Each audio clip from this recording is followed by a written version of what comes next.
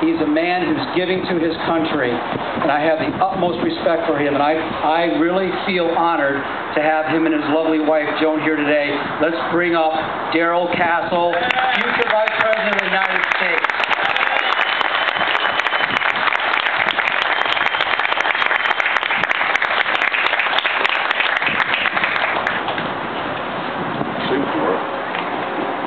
Well, thank you, Dan. I appreciate that. Those kind words, you know, I'll try to be worthy of them, but I appreciate everyone who invited me here today and who have been so welcoming and so kind to us.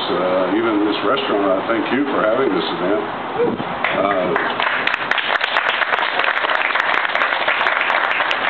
Joan and I have traveled a lot over the last 6 months. We've been, like Senator Obama said, we've been in all 57 states. 2 more to go. But not quite, but we've been in a lot of states. And it's the most fun of the campaign is just meeting people and getting to know the people out there who are so welcoming of the message that we have to say. It's just that not enough people hear us. And that brings me to the point of the previous gentleman who talked about the media and how the media is controlled. I agree with that. And I agree with the fact that it's a consolidated corporate media now. In 1985, we had 56 corporations that owned media in the United States. Now I think it's 4 or 5. But in addition, there's another reason why I believe that, and that is because they told us that that was the case. Chuck and me, I mean. They told us that they were not going to book us nationally, that we were, as the word they used, blacklisted, and that we would not be booked on any national shows for any reason. Now, they didn't tell us directly. They told the media representative that we hired to book us on these shows. And he reported that back to us. Lou Dobbs did give Chuck 5 minutes the other day to talk about immigration, but it's a struggle when you can't get national media. It's a twofold struggle because if you can't get national media, you can't raise money. If you can't raise money, you can't buy media. So you're shut out twofold. But aside from that, what I thought I would do, I know most of you came from the Ron Paul campaign, and frankly, we did too. I mean, I've been in the Constitution Party since its original meeting in 1992. Joan and I were in the foundational meeting, and we've been there ever since, but we were supporters of Ron Paul. We were at his convention in Minneapolis and so forth, but having said that, you know, I'll give you a chance to ask me about the Constitution Party and what we stand for, and so forth, to make sure that everyone really is comfortable with us and what we believe and what we're trying to do. And so I want to talk about some specific answers that we believe should be done on specific issues in a moment. But one other word, the professor that spoke earlier, I agree with basically with what he said. I mean, he kind of gave my speech part of it anyway, but I agree with him specifically about 2 things. The first one is the Constitution is not self-enforcing. And some people might refer to it as a flaw in the system or what the founders gave us.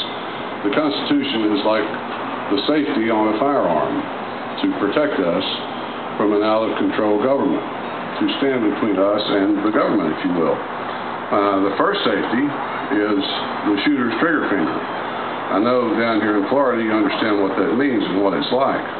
The second safety is the shooter's mind that allows him to decide whether to pull that trigger or not. But the final and ultimate safety is the shooter's restraining conscience that says, I'm not going to do it, or I am going to do it. And when you turn the Constitution and the federal government over to people who have no restraining conscience, you have what we have today. They do not see government as we do. They don't see the Constitution as we see it. They have no conscience about altering it or breaking it or amending it at their whim. I mean, the Constitution provides a system for amending it if we want it changed. We believe it's the rule of law. That's what it says it is. In Article 6, it says it's the supreme law of the land. Most of us believe that's what it is. But they don't believe that. In fact, the president now says that it doesn't apply to him unless he chooses for it to. He says the executive's above the law. You know, you probably heard these stories about his signing statements and his statements to that effect.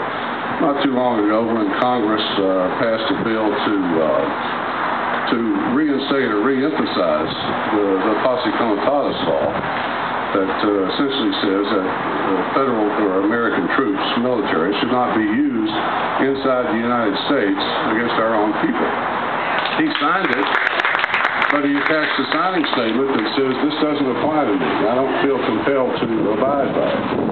And so now we see that, I'm sure you know this story too, but we see that there's a brigade, the 1st Brigade Combat Team from the 3rd Infantry Division that come home from Iraq, 3,500 Desert War veteran troops assigned now to the Northern Command, which is a command set up specifically to augment Homeland Security. And these people are supposed to provide assistance, they say, to the American people in the event of natural disaster and that sort of thing. Oh, and as an aside, they say they're to help with times of civil unrest and whatever. So that's a very ominous trend in my mind. And that is one thing that we would do if we were elected to this office, is we would simply explain that the president, since the time of 1215, when King John was hauled in to face the English nobles and forced to sign the Magna Carta that granted rights to the English people, and essentially ended the idea of the divine right of kings, our leaders have been held to the rule of law just like we have, until now. Everything has changed. The other thing I agree with the professor about is one thing leads to another, essentially is what he was saying. Times start, and things evolve, and all of a sudden it just seems normal.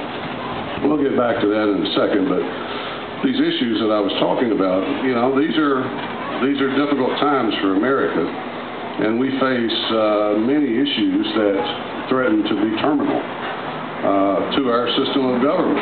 I'm not saying this land wouldn't still be here, but you know, as Thomas Jefferson wrote to John Adams when he was president, he said, the decision that the American people are faced with is, will they remain a free and independent people, able to govern themselves and decide their destiny and that of their children, or will they be ruled by a tiny elite who decide those things for them?